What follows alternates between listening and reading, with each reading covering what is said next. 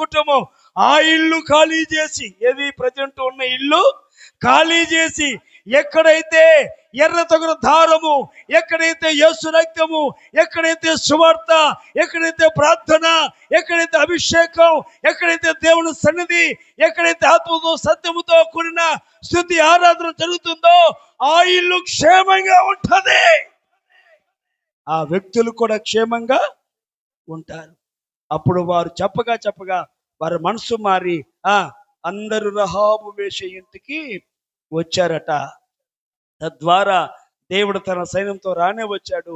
ఆ పట్టణంలో బయట ఉన్న వారందరిని ఏం చేశాడంట, కత్తివాతకి హతము చేయగా రహాబు వేష కుటుంబం మాత్రం క్షేమంగా రక్షించబడింది. చప్పలు కొట్టండి గట్టిగా, చెప్పండి హల్లెలూయా, హల్లెలూయా.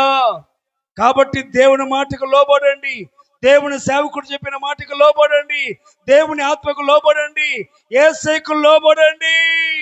నీవు నీ ఇంటి వారు రక్షించబడతారు. చెప్పండి హల్లెలూయా, హల్లెలూయా. నా దేవుని బిడ్డలారా,